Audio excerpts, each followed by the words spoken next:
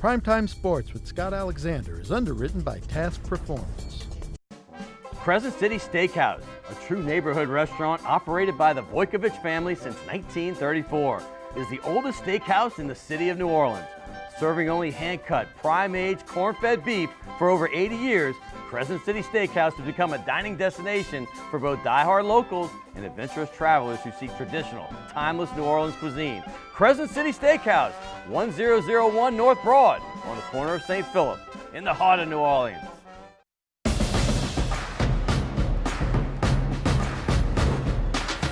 Hey, New Orleans, get ready for some rugby. There's a new pro sports team in town, and it's NOLA Gold, bringing world-class rugby to the Crescent City. The game is fast, the hits are hard, the fan experience is for real. Season tickets, lifetime tickets, and game day passes are all available at nolagoldrugby.com. I'm John Goodman, and I'll see you in the scrum. So here's the bottom line.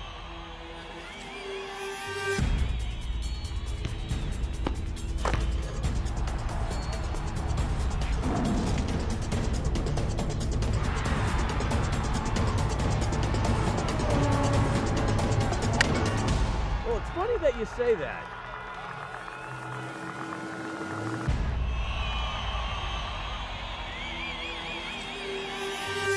Let me tell you. Good evening and welcome to Primetime Sports. Hey, and most importantly, welcome back from the holidays. I hope everyone had a great Christmas and New Year's, and I hope everyone has a great 2019. Hey, I'm your host, Scott Alexander, and we all know what week this is. It's Saints Week. It's playoff week for the Saints. Finally, the NFL playoffs are now, as you know, in full swing, and the number one seeded Saints had a bye this past weekend. If you watched the NFL wildcard games when you went to sleep Saturday night, you probably thought the Dallas Cowboys were coming to the Dome next weekend. They grinded out that 24-22 win against a good Seattle Seahawks team. Hey, Ezekiel Elliott, Dak Prescott, they played just well enough, and that defense was stout. It was a good game. It looked like the Cowboys were coming. But then on Sunday, the 6th-seeded Philadelphia Eagles shocked most everyone by beating the heavily favored Chicago Bears 16-15. With the help of a little divine intervention, Nick Foles played some good football. He's getting some good support from some guys that weren't here when the Saints won 48-7 just a couple months ago. But they got saved by a double doink missed field goal by Bears kicker Cody Parkey. And you can't help but feel sorry, but the lower-seeded Eagles are now going to play in the Dome this Saturday afternoon at 3:45. As you know, don't expect that blowout. I think it's going to be a more competitive game. I don't know how close it's going to be, but it certainly won't be 41 points in my opinion. Hey, tonight we're going to talk all Saints on this show. I alluded to that earlier. For the first time ever on Primetime Sports, we're going to talk with one writer for the Saints. That's going to be Larry Holder with The Athletic. 6.5 years. He was with the Times-Picayune. He did some stuff with CBS Sports Network, sports.com before that. And then we're going to have one radio guy as well. That's going to be my man, Seth Dunlap from WWL Radio. And then we're going to have one TV guy to talk Saints, and that's Andrew Doak from WWL-TV. And so we got one of each, and I'm looking forward to that. I've never done that here before. But going to the AFC playoffs, you got a little tease of that with that Colts helmet right there. Well, that, by the way, they had two road teams that were both slight underdogs that went on the road and both won. Andrew Luck, as you see right there, and the blistering hot Indianapolis Colts, they went down to Houston to beat up the Texans in a game that wasn't really as close as a 21-7 score might indicate. I know that's not a close game, but still, they were up 21-0. It looked like they could go up much further. But in the other game, the LA Chargers were underdogs by 3. Then they went into Baltimore. And sentimental favorite Phillip Rivers and the Chargers went into Baltimore and took a dominating 23-3 lead over the Ravens before they stormed back to make the score a little closer. The Ravens stormed back, but it really wasn't all that close. 23-17 was the final. 5 superstars who sat out last weekend. Hey, they included MVP Tom Brady. These guys all had byes, which is why they were off. Last year's MVP, I mentioned Tom Brady. This year's likely MVP, Pat Mahomes, 50 touchdowns, 5,000 yards. We all know Drew Brees had the best year, but when you look at numbers like most writers do, they'll probably give it to him. He's going to be playing this weekend against the Colts.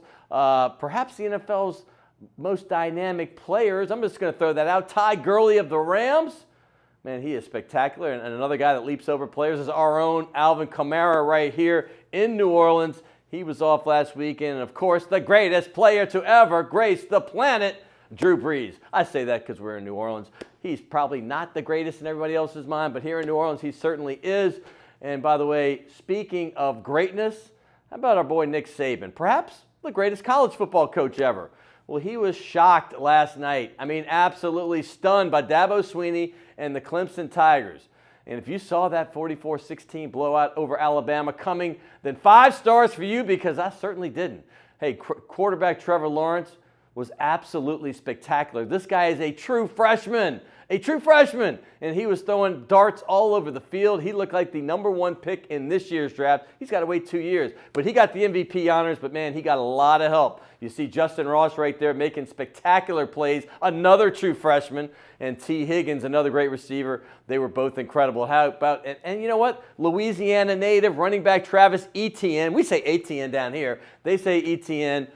He was great too, but Clemson's defensive front four, let me just go ahead and say this. This was as dominating a front four performance I've ever seen on the college level, is particularly when you talk about who they were playing in Alabama. Congrats to Trevor Lawrence, Dabo Swinney, and the rest of the Clemson Tiger family. They are amazing. Speaking of Tigers, our Tiger fans, congrats on getting back. I didn't have a show last week, so I didn't get to say this, but they got back to 10 wins with an impressive win over UCF.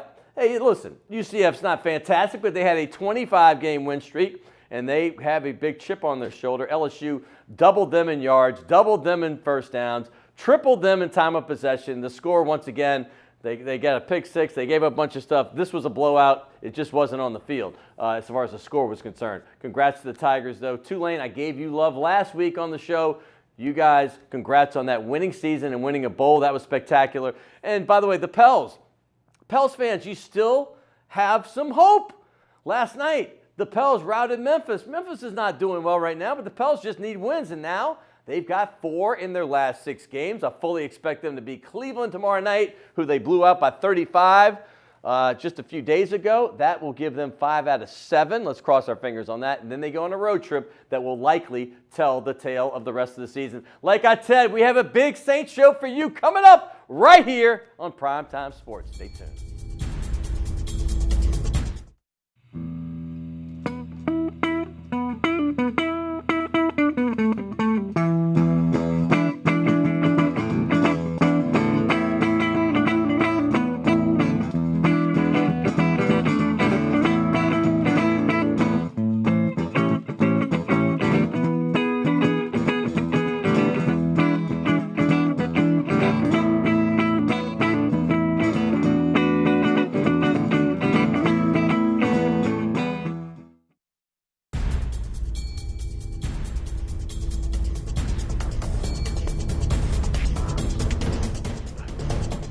Hey, welcome back to Primetime Sports. I told you in the open this is going to be an all Saints show, but how about my guy, Little Freddie King, the oldest blues man still alive?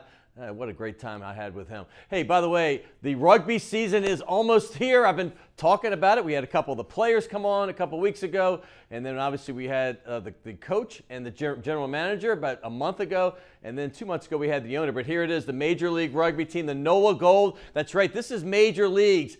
You got the Saints, you got the Pelicans, and now you have another Major League team here for the second year. They've added Toronto, who you see is our opening game. New York's a new team this year. Next year, they're going big time. They're going to add Dallas, Atlanta, D.C., and Boston. This thing is growing, but get out there. January 26th, it all opens up at Gold Stadium, which is a new stadium built behind Shaw's campus, Shaw on the West Bank. And in the future, by the way, just so you know, they are looking to be in Baby Cake Stadium next year in 2020. So that's going to be a lot of fun, but I told you already, this is going to be a Saints show. I was thinking about doing some Pelicans. I was thinking about maybe doing a segment on the national championship. No need. We're going to be talking Saints. This is our week, and I'm leading it off with our guy who was with the Times-Picayune for 6.5 years. But you remember, back in August, I had him right when he started with his new business, well, his new company, The Athletic, and boy, they are killing it right now. They've got some of the best sports writers from across the country, and we got one right here, Larry Holder. welcome back to the show, buddy. I feel like this fits. I mean, we started off before we really knew how good the Saints would be, and we honestly started off, all right, we kind of went with a little gamble with the Athletic, and I feel like both have certainly thrived in the last few months for sure. Look at my producer pulling up your Athletic. That's one of the things. I know Will Guillory does the Pelicans. You're doing the Saints and LSU and a bunch of other stuff. But talk to me. This is the first thing I want to say. It's been 5 or 6 months. How has this been for you? Look, I feel like it's been something that you leave the Times-Picayune, and I had a great job over there. Yeah. And I was a Saints columnist. And look, it wasn't something that I was unhappy over there. I felt like this was kind of a new national adventure. And it's been wonderful. Look, I feel like we've been able to tell the stories the way we want to tell the stories, long form, and it's not like we rush these things out. I'll just say, for example, the latest thing I did, I was able to take a trip up with Gail Benson to their horse farm, and I was able to sit down with her for cool is that? I sat down with her for an hour interview, and it was basically from her childhood to how she met Tom Benson to how she was able to adjust to being the owner, the family squabble, Anthony Davis. Wow. You name it. Is this a new story? This was up. It was published last week. It was a 2-part Okay, I gotta story. check that out. Yeah, it was basically I just ran the whole thing, question and answer, and she was about as open and honest as you could be. But that's some of the things we're able to do at The Athletic. Take our time, develop these things, and like that story was kind of 4 months in the making. That story in itself is to worth a small nominal fee. Honestly, that's an interesting thing to me. Where is that horse farm, by the way? Oh, it's in Paris, Kentucky. So basically, it's in thoroughbred country. So you went up there? Yeah, I went no, up I've there spent for a lot a of couple time in days. Lexington doing the whole thing. I have a lot of friends up there and done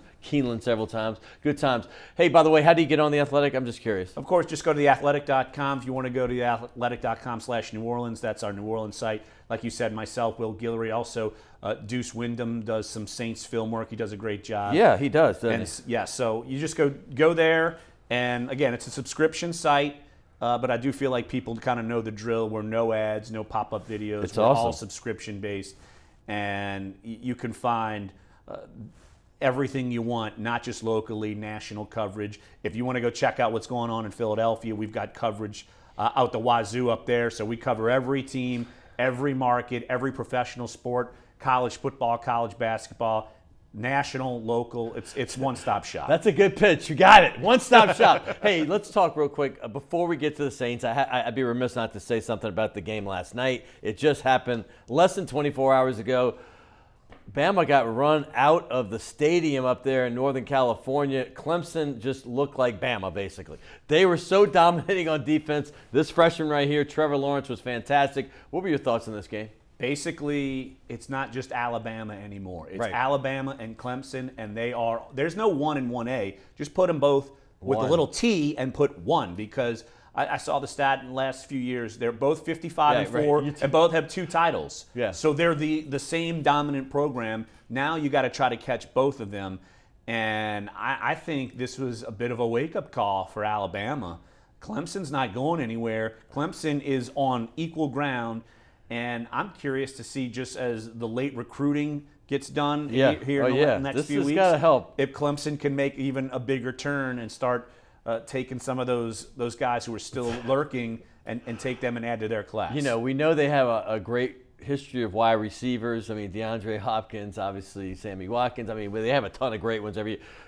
Dude, last night, Justin Ross right there at number 8, and obviously we know T. Higgins had a big year. They are loaded. And by the way, Etienne, the sophomore running back, is from Louisiana. Watching him tear it up kind of broke my heart a little bit. And then that freshman, Trevor Lawrence, yeah, they're not going anywhere. But let's talk about the Saints, because they're not going anywhere at least this week and hopefully on for the next few weeks. Watching the playoff games this weekend, you saw what Dallas did. They had that 10-point lead late. They ended up making it a little closer. They beat Seattle. And then you go to sleep thinking, okay, we're going to play the Cowboys. Probably. And then the Eagles have the big upset on the Bears. So what were your thoughts watching these games this weekend? Well, honestly, I thought Russell Wilson and the Seahawks would beat Dallas. I was going with my mindset that the best quarterback of the bunch would be able to get the job done. And I feel like that really didn't happen, especially in the Dallas game. I thought Russell Wilson would be able to navigate that. didn't happen. So I was surprised there. And then let me say real quick, 'cause I'm going to go back and forth since we're going to be like a talk show. Sure. I thought the opposite. I did not want to play Russell Wilson here. I did not, but I thought Dallas was going to have enough to beat them.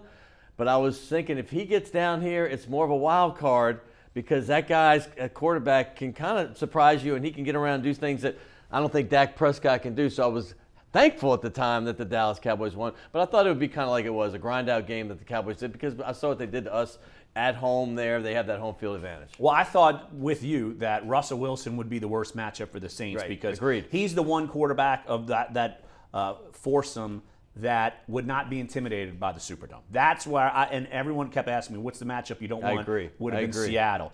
Now, the matchup, and people might not agree, I think the matchup that I would want is what they're getting if I'm a Saints fan. And I have a column up on The Athletic right now basically saying, okay, are the Eagles that much better than they were when they came to the Dome and got beat 48-7? I don't think that they are that much better. I understand they're playing better, but they're not this super crazy, all of a sudden, totally transformed team. So Larry says, lay the points. No. Don't make any betting advice for me. No, I'm just kidding. But now going into this game, what do the Saints have to worry about? I do think that Nick Foles is certainly on a run. There's no doubt. You look at the way that the Saints have been playing offensively, they need to fix some things. I think getting Ted Ginn back does help. I mean, he sat out Week 17 just because they didn't want to play him. I mean, it wasn't because he was hurt. But just go think back when they had that matchup with the Eagles and it was 48-7. Teron Armstead did not play in that game. Marcus Davenport did not play in that game. Ted Ginn did not play in that game. And they basically have the same corners on the Eagles side. So do I feel like the Saints offense can get going again because it's been slowed a little bit lately? I do. I don't think they have an answer for Alvin Kamara. I really don't think they have a major answer for Michael Thomas. So if they have to drastically change some things and alter some things on defense, and I do think that the Eagles pass rush, they can be stopped with the Saints offensive line, even if Armstead doesn't play. We saw it last time. So I'm not buying that the Eagles are all of a sudden this world-beating team. I'm just not buying it. I'm with you, too, because when I think about the Dome, the Saints have been fine. Throw out the Carolina game. Breeze didn't play. Kamara didn't play. Who cares? I don't think they're just trying not to get hurt. But when they got back from that road trip, a 3-game road trip, they started scoring again. I mean, it wasn't 45 like they did 3 straight games, which I believe was an NFL record. But they still showed you they have the offense. In the Dome, they are a different team. I know they had a great road record this year. And I believe the road record was even better than the home record, right? Right. However, they did decisively beat the teams at home for the most part, especially during that 6-game run. And you look at the way they played against Pittsburgh. That was a playoff game. Pittsburgh really was desperate. Yeah. That was a playoff-type game. That's kind of the game they might be seeing from Philadelphia. I personally think the Steelers are better than the Eagles. Oh, yes. Come on. I think the Steelers are a top 5 team in the NFL. I do. They're just not. They're just a bunch of head cases. Right. They've got all kinds of talent. But I feel like that the Steelers were a big test for that Saints team. And like you saw Teron Armstead play. He left again, got hurt with the same pectoral injury. But Ted Ginn came back, so you saw them score 31 points. I just don't think the Eagles' defense is good enough to slow down the Saints' offense. And I feel like the Saints' defense, even though they struggled in Week 17, that was one of those mentally checked-out games, let's be frank. Even though the first half was basically the first-team defense, I feel like the Saints can get back to the way they were playing defensively. And look, Nick Foles wasn't perfect. He threw 2 picks. Yeah. He almost threw them out of the game. He did. And they scored 16. It's not like they scored 35. Their defense is getting scared. That defensive line, I got to give him credit. I mean, Fletcher Cox, it's anchored by him, but across that line, it's pretty darn strong for the Eagles. I agree, but the Saints had no problem slowing them down a few weeks ago. No doubt. And they don't blitz. If they decide to change it up and blitz a lot, I think the Saints would be ready for that anyway, but they are 4-man front, 4-man rush, and I feel like the Saints would have no problems with that. Even, say, if Jermon Bushrod had to play instead of Teron Armstead, he played last time. I think he could be okay. I understand they got Fletcher Cox. Michael Bennett has been playing better, but still, I feel like the Saints, against a 4-man rush, I feel like the Saints can create time and Drew Brees can get the job done. You know what? It's interesting. I don't get to see you as much in the press box this year. It's my 7th year back doing the Saints because I'm in the booth with Zeus and Streif. And the one thing, after doing this for so long, it's hard for me to learn new things. But one thing would happen with Armstead when he was holding it like this. Obviously, Streif, who's been an offensive lineman with him for years, was worried about certain things. And Deuce said, dude, that's just pop cartilage, man. That's it all happens. And what happened was Streif was talking about when he had the sports groin injury and he fell to the ground, he thought he popped it again. But it was just that, I guess that, what's the word I'm looking at? The cartilage that tightens up, and once it's popped, it's good. And that's what they think in their mind happened with Armstead. Are you hearing anything different? Like it's fine, meaning like it's just he broke up that scar tissue. That's the word I was looking for. Well, I know he said after the game, Armstead, that he basically pulled himself because he feared he might be a liability. That was a big game, and I understand where he's coming from. But I feel like the only way that thing is going to be healthy is with rest. Right. And so I'm going forward with the assumption that Teron's not going to play this week. Okay. But that's just my assumption. We'll get a better gauge when practice happens on Wednesday and throughout the week. But if I'm, say, a Saints fan, I would just assume he's not going to play and be prepared for that. Now, if he comes back and plays, fine. I think even Teron Armstead with a messed up pec can still be very good. I think he can move his feet. You could compensate for that, and I think he can be fine. But if he's not top-notch and you don't feel great about him, I think the Saints can still counteract that, even though someone like Michael Bennett might be matched up against him. I think the Saints can counteract that. And plus, you got, let's just assume that you think they're going to win this game, and then you might have like Aaron Donald come in the following week, and you wouldn't need him ready if they get by the Dallas Cowboys. If there's one thing that frightens you at all about this game this weekend for the Saints, what kind of thing scares you about the Saints or scares you on the other side about the Eagles? Basically, hot teams, they can get hot. We've seen in the past the Giants twice eke in as a 6 seed. No doubt. And run the table. So does that momentum, I feel like, does that exist? Sure. And remember one of the Super Bowl runs where the Giants, they went up to Green Bay and beat them. And that was in the 11th season, and the Saints were probably the best team in the NFL at that point, and they happened to fall to the 49ers. So I feel like there is some sort of sense of momentum. I do want to see the Saints offense get off to a hot start. I feel like I have more questions on that side of the ball because they've kind of been meandering around the last 6 games than what we saw last time. And I do feel like the Eagles know Eli Apple.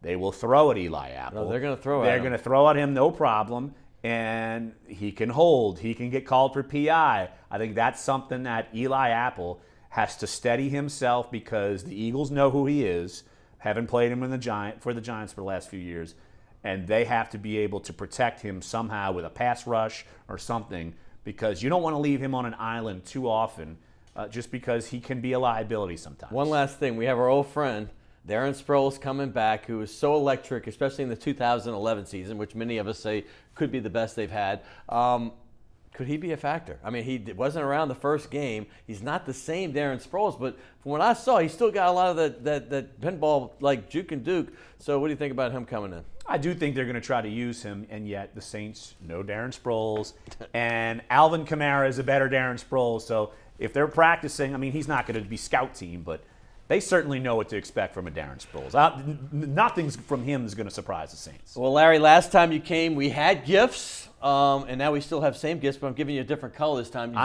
Did you like that navy blue task you got? I like it. My wife tries to steal it because it's better than all the other dry fit shirts I have.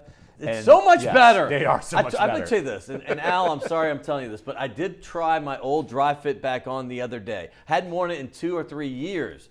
And I got to tell you, I was like, done. I'm done again. I haven't worn anything but task. And I said, you know what? Spit in my closet. I'm going to just see. And it's such a big difference. I'm not trying to well, show I for sift the company. around to throw the other ones out the way to find my task stuff. That is about I'm like as good as you Mr. can Pitchman say. for you. I mean, here, Al, you got like that because that's a fact. Exactly. I love that color, too. Absolutely. And by the way, you got to get you started on a couple glasses of wine, maybe 3. If you drink the $5, you get 5 like that. I appreciate you. We didn't get you on the ball last time. I don't know how we Larry, messed that up. But I am not forgetting this time. Get you right up in here. Absolutely. Throw something up in there. Larry Holder He is with The Athletic. Check that out. I cannot wait to get that Gail Benson article. That is going to be fantastic and does such great work. And also, he is doing some LSU and other stuff as well. Hey, we're coming back. I told you, it's all Saints all day. One print, one radio, one TV. We're going radio next. Seth Dunlap with WWL Radio coming up next. More Saints right here on Primetime Sports.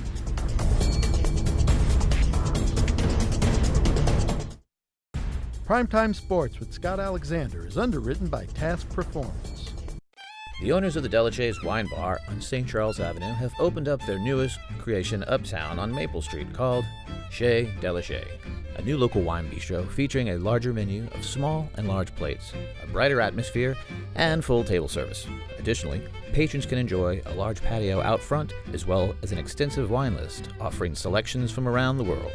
It's Chez Delachaise, 7708 Maple Street between Carrollton and Broadway. Rock and roll will never die. It's old New Orleans, my oh my. Come on, baby, let's go rock and roll at the city lane. All night, let's roll, let's rock and roll. Baby, do the rock and roll. At the Mid-City Lanes, the home of rock and roll. Embracing New Orleans soul with style in fashion wear from NOLAshirts.com. Show off your love for one of America's unique cities with shirts, belts, and hats in a variety of colors and styles. NOLAshirts.com proudly celebrates the culture and embodies the spirit and determination of people from the Crescent City. The tradition lives on at NOLAshirts.com.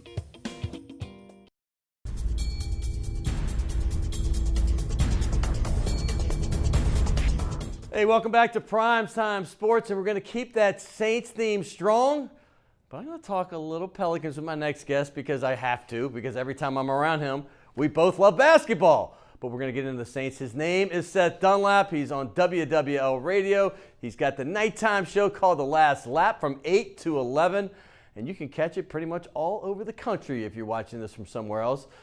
Particularly at night. And he's one of my favorite guys in this town, particularly in the media. And here he is, Seth Dunlap. What's up, Scotty? Welcome to the show. Hey, this is the first for me, doing a all Saints with different varieties of media. You're my radio guy, but you're so well-rounded. You've done all kinds of media. But what are your thoughts right now? Let's go to the Pelicans first, about what's happening with the Pelicans. They've started so slow, but now they've won 4 out of 6. Do you see them coming out of the abyss a little bit? Well, they're too talented, I would think, not to. I've said this all along, even through their struggle. I think we've had this conversation on my show a few times, that talent-wise, they're one of the 4 or 5 best teams, I think, in the NBA. They've had a lot of struggles here, obviously, with injuries, but even the advanced metrics, if you go into their expected win totals here, what they're supposed to be about a 500 team, maybe even a game or two above 500 right now, with even with all the injuries that they've had. So they're going to be okay. Last night, with Elfrid Payton back, and really with what Frank Jackson's doing off the bench, I can see them rounding into form here. And it's very similar to what happened last year. They're a couple games off the pace of what they had last year. But am I worried? No. Do I think there's systemic problems inside the organization? I've written about that. We talked about it. Yes, I do. I think there's zero accountability for the stars on this team, which drives me absolutely bonkers. Yeah. And I think maybe that's changing a little bit, and that would be good. Seth, I remember vividly being on your show, The Last Lap on WWL Radio, this time last year. And I remember saying I felt they were going to go on a run. And this is a true story. They were 20-20. It was January 10th to be exact. And they went on a run. Much better than I even expected. It was 32-14 from that point before they got to the Golden State series. They went on a tear. And everybody's saying they can't do it again. They can't do it again. Well, it's unlikely, but they're 20-22 now. Okay, they were 18-22 off that pace from 2020, just mentioned, by 2 games.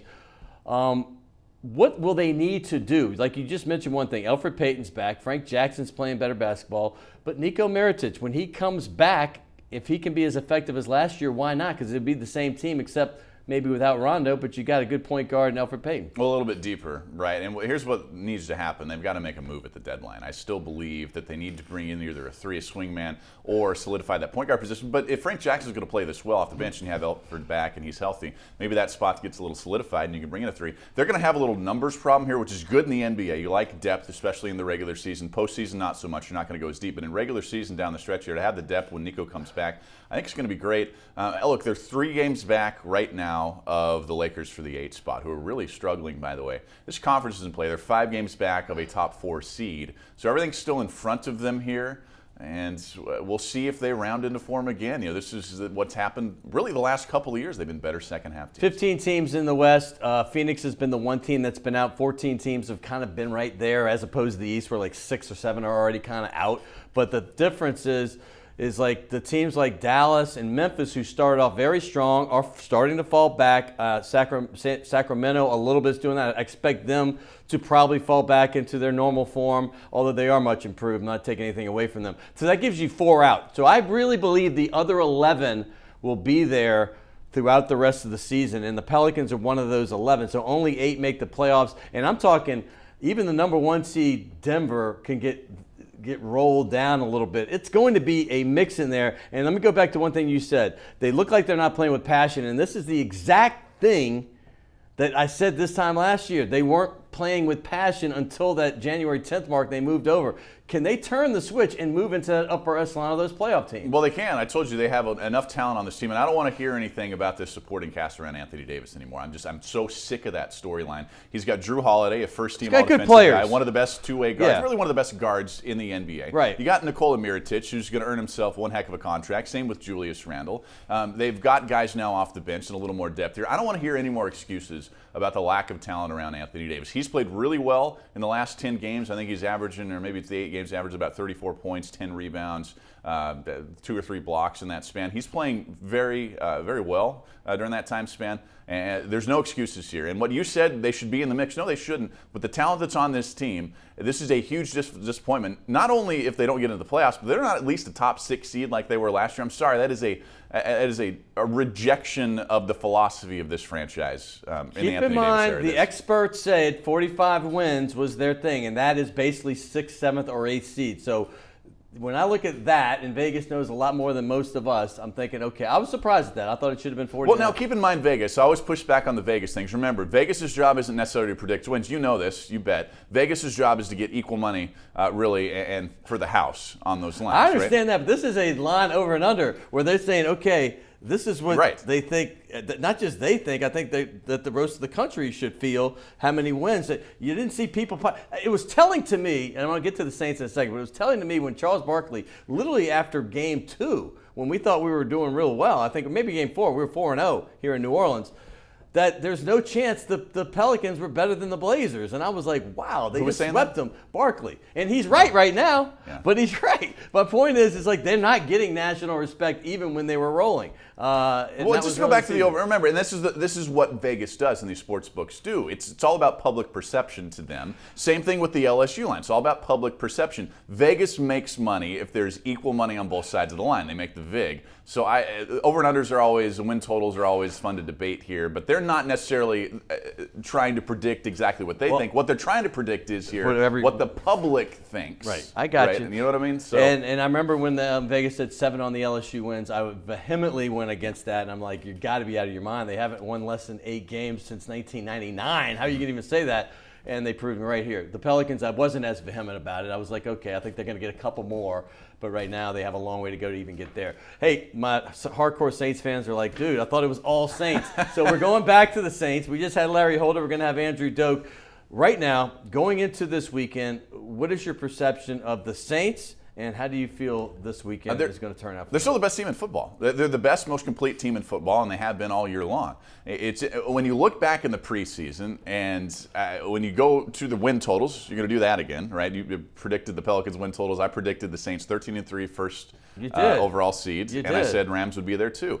I saw what they built in the offseason, the acquisitions they made, bringing Marcus Davenport in, who he hasn't been good down the stretch here. I think maybe in that Week 17 game he showed a little something, and he'll be a little better here in the playoffs. But they're just complete on both sides of the football. They've got a Hall of Fame quarterback, an MVP candidate, and now they're getting their offensive line back. And Teron Armstead, the anchor on the left side of the offensive line. I don't think, maybe people do actually realize how important he is, because the decline offensively for this team coincided with Teron Armstead's injury. No doubt. And him leaving. No doubt. And I think getting him back is going to shore everything up. I think they are vastly more talented than the Philadelphia Eagles. That's the Super Bowl champions we're talking Nick about. Foles scares me. The Eagles don't. This is what That's I said. interesting you'd say that. They're the Super Bowl champions, and I know they haven't had a good year, but they're hot again. Are the Saints truly vastly more talented? Well, when we're talking about the NFL, it's all the margins. When you talk about vastly, are a little better. You're talking about an 8-point spread in Vegas right now. That's a big line. Right. That's a big but line. The Dome in a playoff gives you game. several of those. It's a big line in a playoff game. But if you go position group by position group, and we can walk through them here, quarterback, the Saints have obviously the Hall of Fame guy there. Running back, Saints have a better group. Offensive line, that's the Saints. Wide receiving core, that's probably the Eagles. Defensively, secondary is the Saints. Linebackers right now are the Saints. And I think that front four, they're about equal with the guys in Sheldon Rankins. And maybe the Saints 1 through 4 across that front four defensively are playing better even than Fletcher Cox and Michael Bennett have. So I think the Saints at every position group here, kicker, same thing, punter, same thing. I think they're just better than Philadelphia. They have it here at home. This should be a huge disappointment. Let's be honest. It's going to be a giant disappointment. Don't get me wrong. Just like it was in Chicago, where they were 6.5 and 7-point underdogs, depending on where you look, against the Bears. By the way, one thing that should scare you a little bit is an addition of a major key pickup by this team, a player that's been a Saints killer, and I didn't talk about this in the Larry Holder segment a little while ago, but Golden Tate is a new addition, and you saw his value. He got the 2-point conversion. He just gets big plays. I remember he beat the Saints a few years back on this game was over, and he catches the ball, gets about 80 yards after catch, and beats him on a game-winning touchdown. This guy has a history of doing it against the Saints, and he gives him another weapon to go along with Alshon Jeffrey, who, by the way, was also hurt during much of their early losing streak. They got those two big receivers. They also have Nelson Aguilar, and then perhaps the most productive tight end this year in Zach Ertz. Talk about that, because that is pretty formidable. Well, I'm interested to see what Dennis Allen does here defensively. Nick Foles is a much better and more efficient quarterback when he's facing man defense. What the Bears did last week when Foles really wasn't really good until that final drive when he was sensational. And again, that worries me. Nick Foles late in the game worries me here a little bit. But against zone defense, he's just not the same guy. Now, Dennis Allen, he has shifted a little bit here to more man since they brought in Eli Apple than they've been playing before. I'm wondering with the 2 weeks here and the week to prepare here for the Eagles, if they go back to more zone schemes and maybe try to slow down Zach Ertz. And he's going to be a problem. Zach Ertz is just incredibly good. I think he's the best tight end in football. He's the new Gronk. I think he's better right now even than Travis Kelce. Those are 1A and 1B right now. They're going to have their hands full. There's no doubt about that. That's probably going to be Alex Anzalone, Kirk Coleman's responsibility. I don't think you're going to see Demario Davis on him too much. Demario Davis has been fantastic, by the way. I think he solidified this defense. I'm looking forward to this. 8-point spread feels about right to me. I think that's about right where this is. Anybody who thinks this is going to be 48-7 again is out of their minds. This isn't the same Eagles team. There's no chance of that. I mean, hey, by the way, you mentioned the offensive line earlier, and I got to give kudos to them because, listen, you have 3 guys that have been named Pro Bowl in the last 2 years. This year it was Armstead and Unger. Last year it was obviously Warford. Ramczyk will probably be a Pro Bowler, I think, from every year here on out. And then the other one, it happened to be a top 15 pick in Andrus Peat. So that line, when healthy, in my opinion, is, if not the best in the league, easily in the top 3. But the key here is, how healthy do you think they'll be? I think they're healthy enough. Teron Armstead always seems to be a little bit banged up, by the way. Let me say this about Ryan Ramczyk. This is why I don't pay any attention to Pro Bowl. This is a popularity contest that matters not at all. Ryan Ramczyk was probably the best right tackle in football this year. That he doesn't get a Pro Bowl invite is absurd. Because he's the right tackle. Zach Strief said that because I work with him in the booth. He said, right tackles just don't get it. You have to just be ridiculously good because they look at the left tackle because that's the guy that gets paid the big bucks. That protects the backside. Obviously, Saints are just lucky to have 2 guys like Armstead and Ramczyk. Yeah, it's bookends here, hopefully for a very long time. This offensive line, if they're going to win a Super Bowl, talked about this on my show, Scott, it's because of that offensive line and just how dominant they are in both the run and really the passing game here. And it's a great matchup against the Eagles. Remember, what do the Eagles do really well defensively right now? Not good in the back end anymore. Linebackers are okay, not great, but their front four is still one of the best. Front four is stout. Fletcher Cox and Michael Bennett, those guys, probably Hall of Fame guys, are terrors. Come on, man. But this Saints offensive line, just like they did against the Ram and like they did against the Eagles earlier, they have the personnel to neutralize those guys. This is a very good matchup for the Saints. This was their best possible matchup out of the Cowboys and Seahawks and Eagles. I firmly believe that this is the one they wanted. Maybe be careful what you wish for here a little bit, but this is the one they wanted, and this is the one they got. As a sports guy in basketball and football, in a lot of ways the same way, you know that spacing is important. You know when you have weapons like Thomas, you have weapons like Kamara and weapons like Ingram, they're going to do their job. But when you bring Ted Ginn back, what does that do for their spacing? What does that do for the rest of these guys? Well, it takes the top off the defense. I mean, this is kind of a played-out storyline, but it's true. I mean, you can't not talk about it, right? You saw him against Pittsburgh. He was very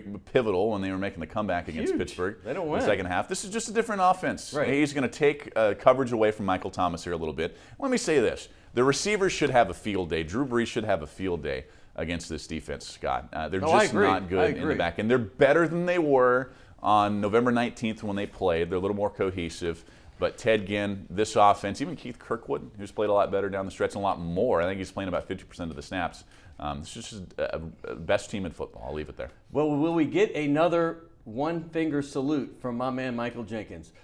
He gave Sean Payton a little something extra. We call it lanyap here down in Louisiana. Sean's done it himself, so if you can give it, you got to be able to take it a little there bit. There it is, baby. Hey, you know what you can take? Take someone or get a few glasses of wine, maybe a little start of a dinner. You love what place? Shea Delachaise. Oh, you've been? Yeah. Well, enjoy. Of course I've been. Yeah. And right on also, task performance. All right. Feel that. This is great. I was talking about this off the air with you here. It's great. We had print earlier. We just had radio, and now we're going to television. That's right. WLAE-TV's Andrew Doak. We got more Saints coming right here on Primetime Sports.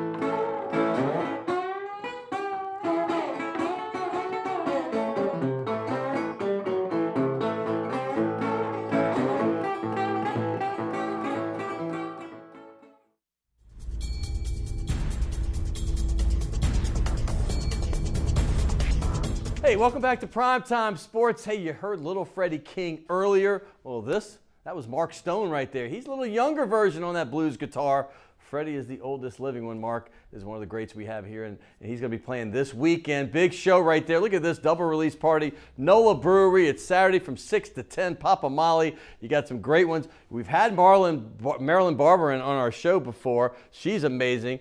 And all the others, check that out. NOLA Brewery, you know where that is, Chapatulas, and it's going to be a fun time. Mark is a good guy. Hey, speaking of good guys, my next guest, he's the caboose on our Saints show. First time ever, I'm going to say it for the fourth time.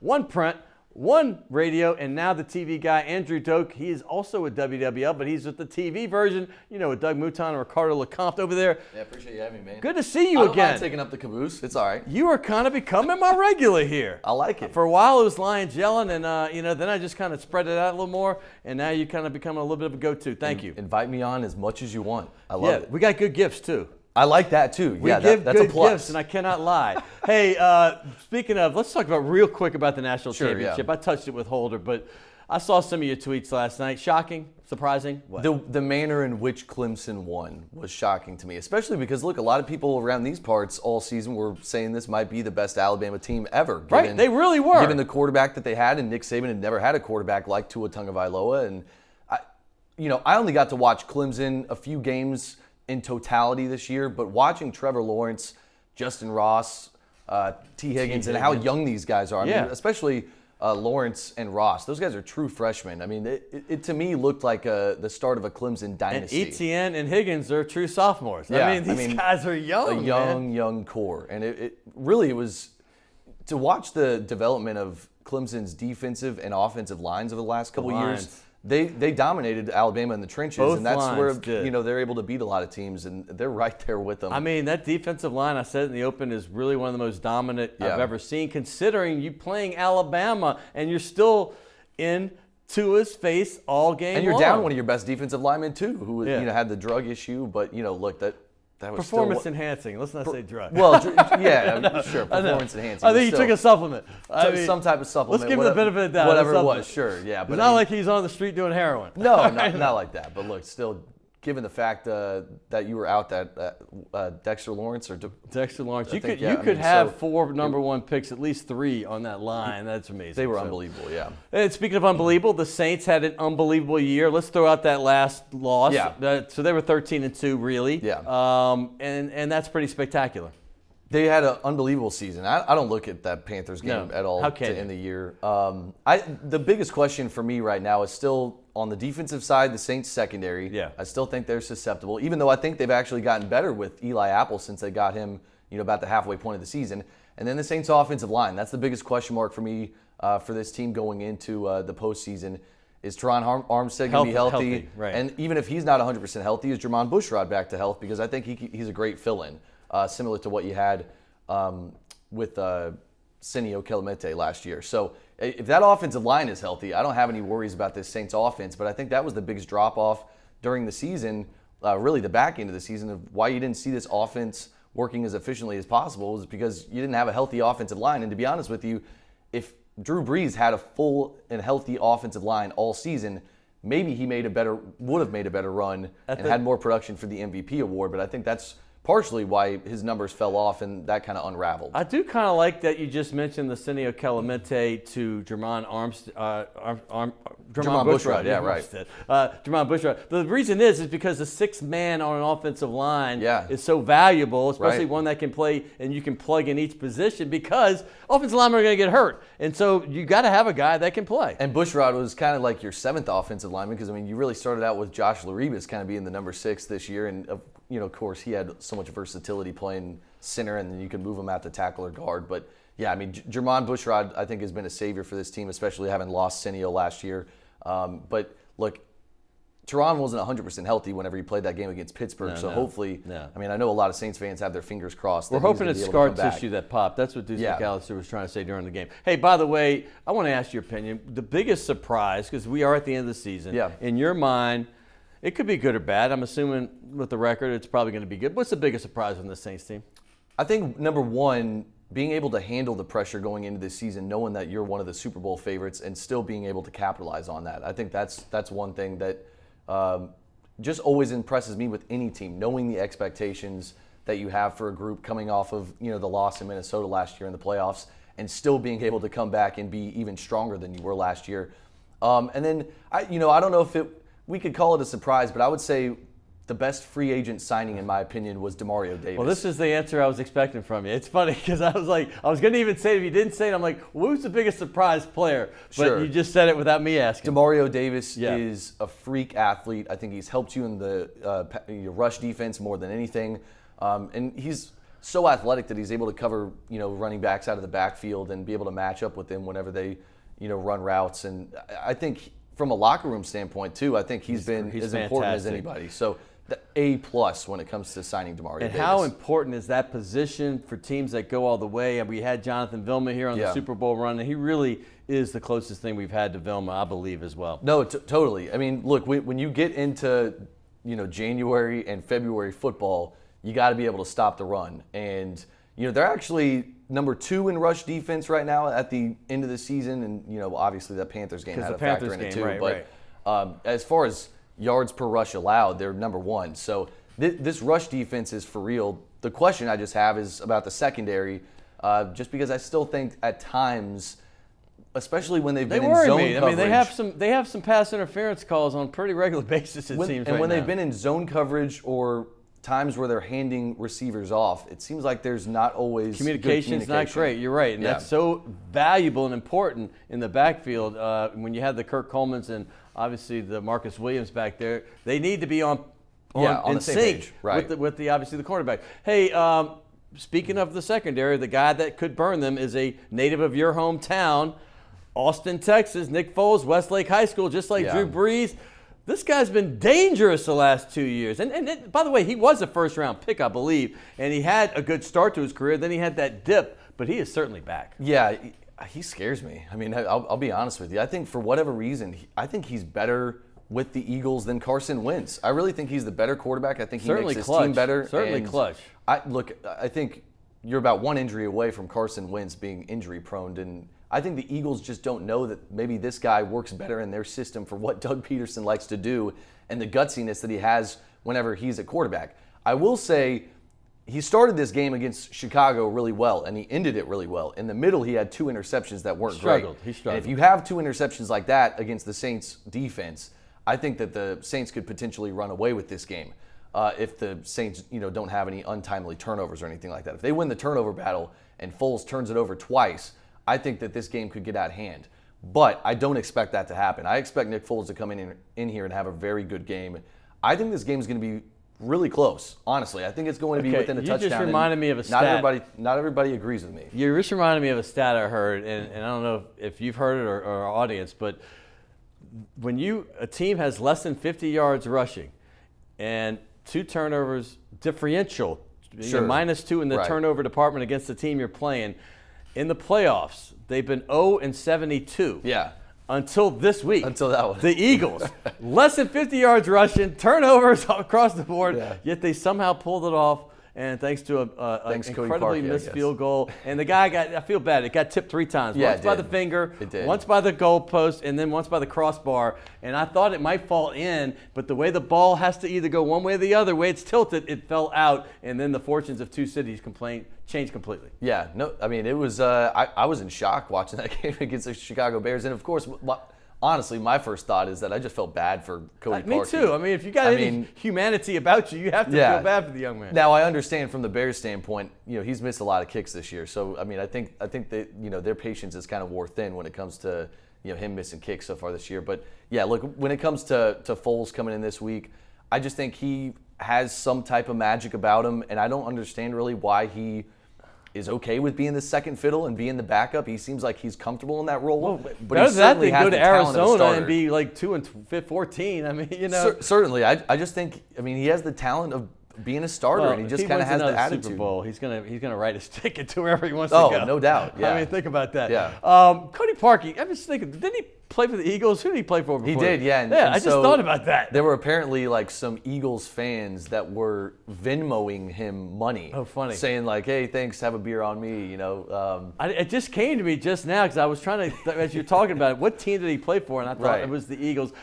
Any concern besides the secondary and offensive line at all on this Saints team in the Dome on Sunday?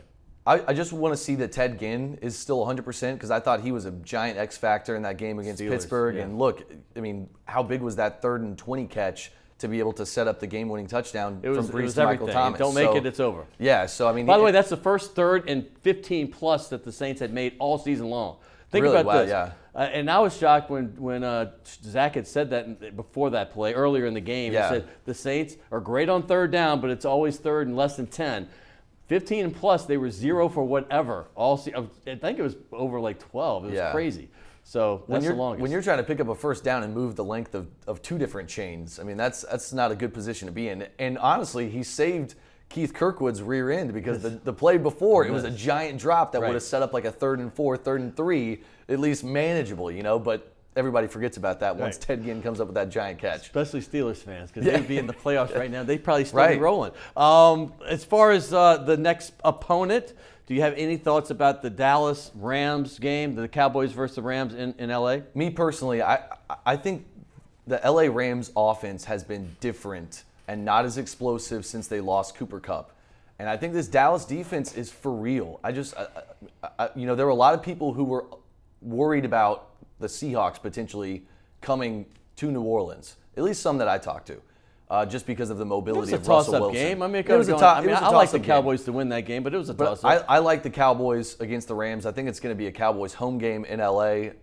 And certainly you like them can to win consider the that an game, upset, but I like them to win the game. Yeah, I So really he's do. saying take the 7. I think and run. take the 7. I think so. I think the Cowboys are going to be headed here to New Orleans. Well, our producer, Will Hill, is very thrilled with your opinion. Well, good. He said, bring him back. He's in my ear saying, bring him back again. And there he's bringing his Cowboy shots. Bring them all in now, Will. The show's almost over. There's number 4, Dak Prescott, obviously Ezekiel Elliott, and then the pickup of Amari Cooper has been big. That's been a difference maker. Do you think yeah. the Saints have what it takes to go all the way to the Super Bowl and perhaps win it? I do. I still think they do. But I just want to see them get back on track this week, that their offense is the same. I think they're defensively, that's the biggest difference in them taking a giant step forward this year, is their improvement defensively and their improvement in rush defense. And so I think the Saints have the total package. My big question mark is still just the health of the offensive line. And if the health is near, it doesn't have to be perfectly healthy, but if it's near, full health, I think that they have a good chance. I think it's going to be near full health. And I'm going to say this: the Saints take out that Carolina game, no Kamara, no Breeze. They have been really good at home. They have every game since the Cleveland game. They won that one. That one Yeah. very good. You've been here. You've been a regular. I have. Now. I love it. Shays de la Shays, you love it. I live right down the street. And yeah. Task Performance, you love that one. I love too? that too.